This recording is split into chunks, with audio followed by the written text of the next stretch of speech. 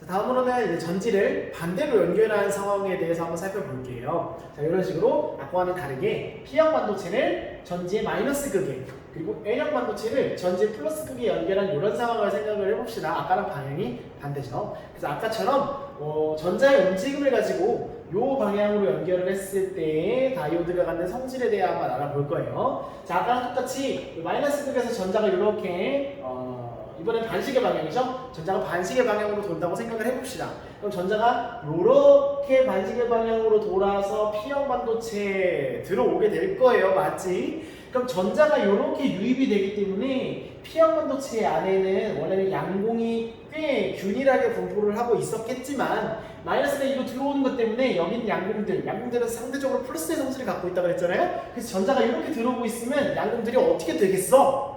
요 전자 쪽으로 이렇게 쏠리게 되겠지. 그래서 여기서 전자와 양공이 만나는 이런 일이 일어나게 되겠죠.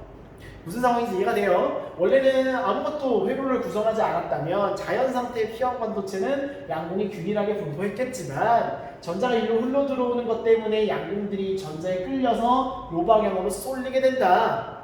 그러니까 원래는 사실 전자에 밀려가지고 이쪽으로 이동을 하니까 양공이 비교적 일로 쏠리는 것처럼 보이는 거지만 우리는 그 표현을 양공이 이동한다라고도 표현을 한다고 했었죠. 그래서 양공이 이쪽 P형 반도체와 N형 반도체의 접합면에서 멀어지는 방향으로 양공이 이렇게 쏠리게 되는 거죠. 여기까지 오케이? 그 다음에 N형 반도체 안에는 뭐가 들어있다? 15종 원소를 결합하면서 남은 자유롭게 움직일 수 있는 자유전지들이 남아있다. 근데 전자는 항상 무슨 극 쪽으로 나와서 무슨 극에서 나와서 무슨 극으로 들어가야 한다고 했어요. 전류의 반대 방향 마이너스에서 나와서 플러스 극으로 들어가야 된다고 했잖아. 그러니까 여기 있는 전자들도 플러스 극으로 어떻게 되려고 할까요? 들어가려고 하겠지. 그래서 원래는 N형 반도체 안에도 자연전자들이 꽤나 균등하게 분포를 하고 있었겠지만 회로를 이렇게 연결하는 순간 N형 반도체 안에 있는 전자들은 이쪽에 플러스 극이 있으니까 이렇게 N형 반도체를 빠져나와서 플러스 극으로 들어가기 위해 이쪽으로 쏠리게 되겠죠. 그래서 실제로 전자들이 이렇게 빠져나와서 전지로 들어가겠고. 무슨 상황인지 이해가 돼요? 그러니까 N형 반도체 안에 있던 전자들도 아까와는 다르게 접합면 쪽이 아닌 접합면에서 멀어지는 방향으로 전자들이 이렇게 쏠리게 된다는 얘기지.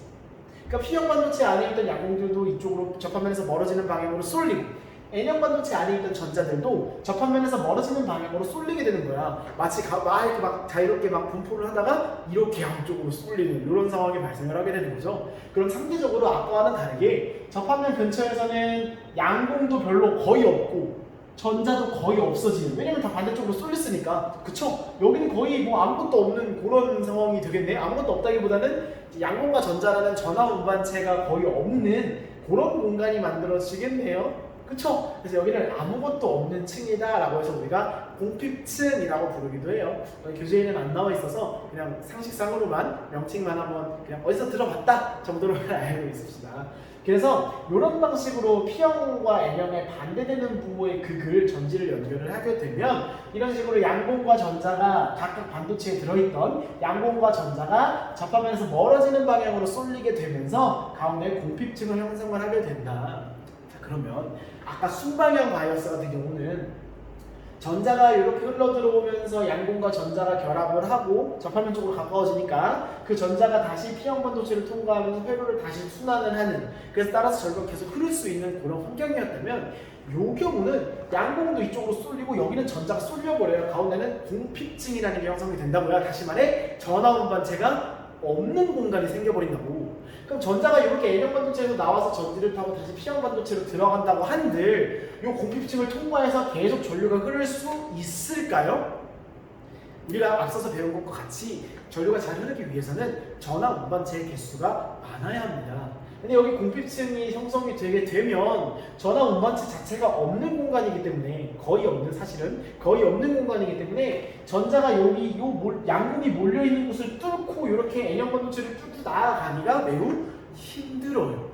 다시 말해 이렇게 연결을 해서 양공과 전자가 접합면에 반대되는 방향으로 쏠려서 어떤 공핍층이라고 하는 전화 운반체가 없는 공간을 형성을 하게 되면 이 회로에는 전류가 잘 흐를 수 있다는 거야, 없다는 거야? 전류가 안 흐른다는 거랑 거의 안 흐른다는 거랑 같은 말이 되어버리는 거죠.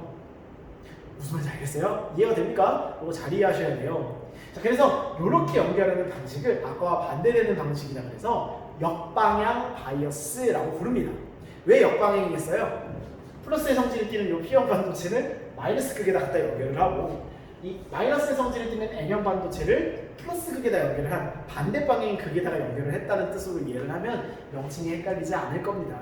그래서 역방향 바이어스 같은 경우는 P형 반도체의 양공과 N형 반도체의 전자들이 접합면에서 멀어지는 방향으로 이렇게 쏠리게 된다. 그래서 가운데에 전하 운반체가 없는 공간을 만들기 때문에 여기에 전류가 회로해. 전류가 잘 흐를 수 있다 없다?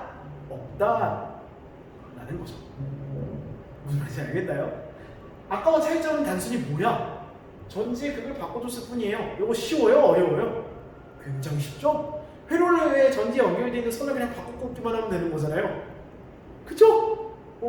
그러니까 굉장히 쉬운 방법으로 회로의 전류를 흘렀다가 안 흘렀다가 이렇게 바꿀 수 있다는 거지. 이 현상은 우리가 처음에 반도체에서 신기해했던 그 독특한 현상이라는 반도체의 어떤 활용 취지와 딱 맞죠?